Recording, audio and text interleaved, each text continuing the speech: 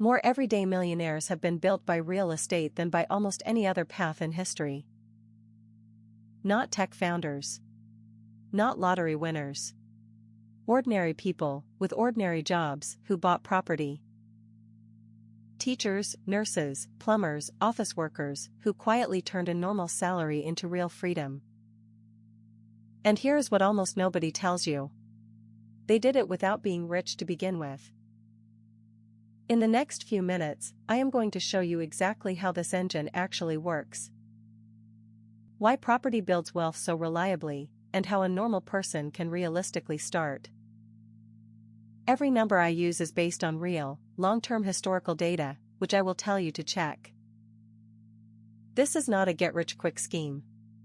It is slow, boring, and astonishingly powerful over time.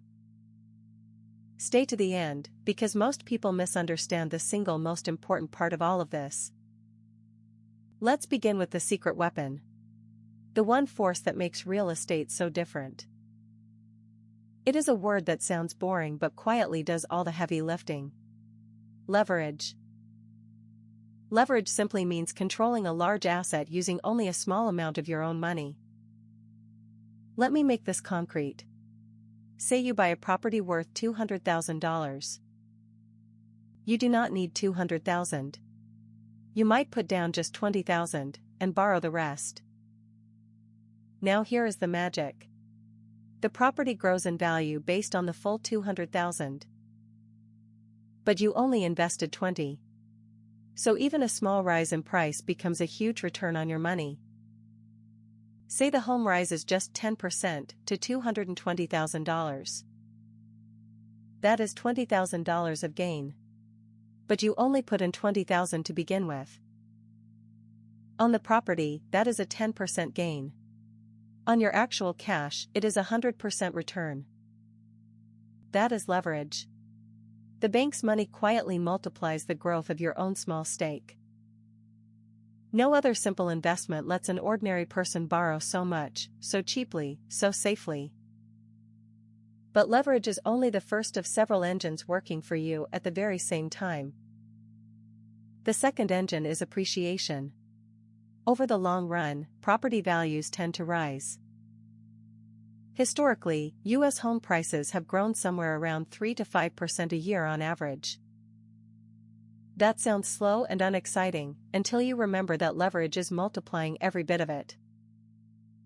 A modest yearly rise on the full property value lands powerfully on your small down payment. And because property tends to rise with inflation, it quietly protects your money's buying power. When prices in the world go up, the value of your bricks and land usually goes up right with them. The third engine is the quiet one that almost nobody appreciates until they see it in action. If you rent the property out, your tenant pays you rent every single month. And that rent does something beautiful. It pays down your mortgage for you. Think about that carefully. Someone else is slowly buying your asset on your behalf. Every month, a slice of their payment chips away at your loan and adds to the part you truly own. Experts call this part equity, and it grows quietly in the background, year after year. So you are gaining in 3 ways at once. The price rises, the loan shrinks, and rent flows in. 3 engines. 1 asset. All running at the same time on a stake that started small. And in many places, there are tax advantages stacked on top that make the math even friendlier. I will not bore you with tax codes, but governments tend to reward people who provide housing. Add it all up, and you can see why real estate has minted so many quiet, ordinary millionaires. But now comes the real question, the one you have been waiting for this whole time. How does a normal person, without a pile of cash, actually get started with any of this? Let me give you 4 real entry points, from the cheapest to the most ambitious. The first one is so clever it feels like a loophole. It is called house hacking. You buy a small property to live in, but one with an extra room, a unit, or a basement. Then you rent out the spare space, and your tenant's rent helps cover your own mortgage. You end up living for far less, sometimes nearly free, while you quietly own an appreciating asset.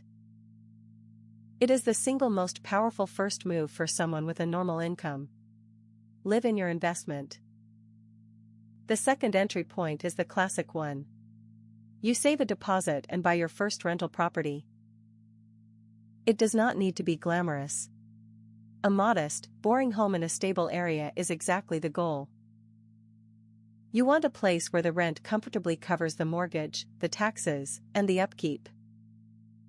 If a little money is left over each month, that is called cash flow, and cash flow is freedom. Buy one. Hold it for years. Let the three engines work. Then, when you can, buy another. This patient, repeatable process is how most ordinary real estate fortunes are quietly built. But maybe you are thinking, I do not have a deposit, and buying a whole house feels impossible. That is completely fair, and it is exactly why the third entry point exists. It is called a REIT. A REIT is a company that owns lots of income-producing property, and you can buy shares of it. You can start with a tiny amount of money, sometimes just the price of a single share. You own a small slice of apartments, malls, or warehouses, and you collect a slice of the rent. No tenants to call you at midnight. No leaking roofs. Just exposure to property from your couch. It is the easiest possible way to put your very first dollar into real estate, starting today. The fourth entry point is for when you are ready to think bigger. Partnership and other people's money.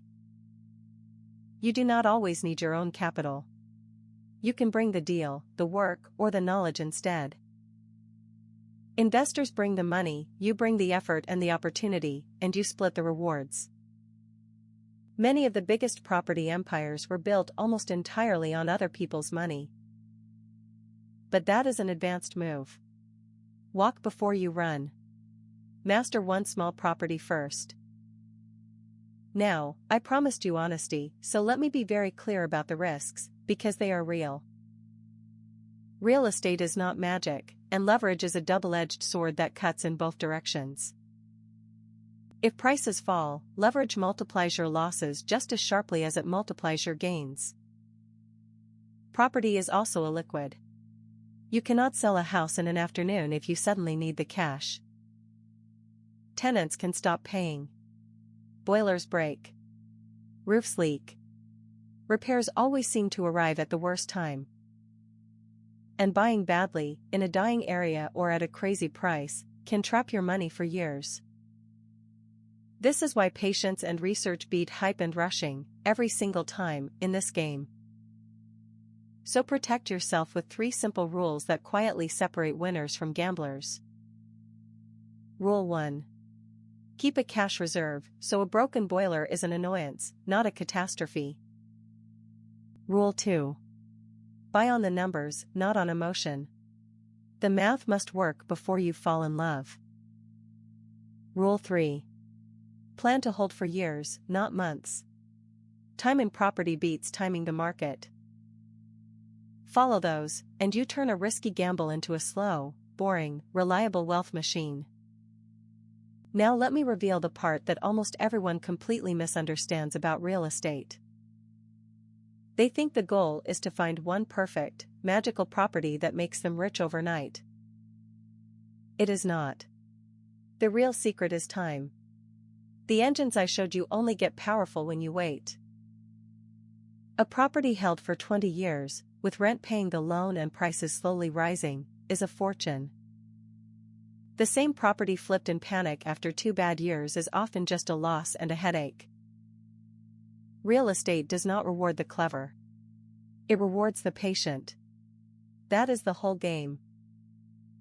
So your job is not to get rich this year. It is to acquire good assets and then simply refuse to sell. Let the tenants pay. Let inflation work. Let the years pass. And let the quiet compounding happen. One ordinary property, held with patience, has changed more family trees than any lottery ever could. Let me make all of this real with one simple 20-year story, so you can feel the power. Imagine an ordinary person buys a single modest rental for $200,000. They put down $20,000 of their own money, and they borrow the rest from the bank. They are not a genius. They do nothing clever. They simply rent it out and refuse to sell. Engine 1. At a modest 4% average rise, the home roughly doubles over 2 decades. 200,000 quietly becomes well over 400,000 just by holding on. Engine 2. The whole time, the tenant's rent has been paying down the mortgage, month after month. After 20 years, that loan is largely gone, and the owner now holds nearly all the equity. Engine 3. The rent itself rose over the years, so by the end it throws off real cash flow. So they started with $20,000 and ended up with a paid-off asset worth $400,000. That is the quiet alchemy of leverage, time, and someone else paying your loan. And remember, this was just one boring property. Now imagine they had patiently bought 3. This is not a fantasy. It is the exact, repeatable path millions of landlords have actually walked. But let me also save you from the mistakes that sink most beginners before they ever get going. Mistake 1. Falling in love with a property instead of falling in love with the numbers. A gorgeous home that loses money every month is not an asset. It is an expensive liability. Mistake 2. Buying in a dying area just because the price looks cheap and tempting. Cheap is not the same as a bargain. Buy where people actually want to live and work. Mistake 3. Stretching so thin that one empty month or one repair pushes you into panic. Always keep a reserve. The calm landlord wins, and the desperate landlord sells at the bottom. Mistake 4. Trying to time the perfect moment, and so waiting forever and buying nothing. The market is almost never perfect. Good properties bought patiently beat perfect ones bought never. Avoid those 4 traps, and you are already ahead of the vast majority of would-be investors. So let's bring it all together, because the path is simpler than the experts make it sound. Real estate builds wealth through leverage, appreciation, rent paying your loan, and tax perks. And you can start small. House hack your home. Buy one modest rental. Or just buy a REIT today. Respect the risks, keep a reserve, buy on the numbers, and then hold on with stubborn patience. You do not need to be rich to start. You start, in order to slowly become rich. That is the order. The best time to buy was 20 years ago. The second best time is the day you finally begin. Tell me in the comments. Which entry point fits your life right now? 1, 2, 3, or 4? And subscribe, because next we break down exactly how to analyze your first deal in 5 minutes.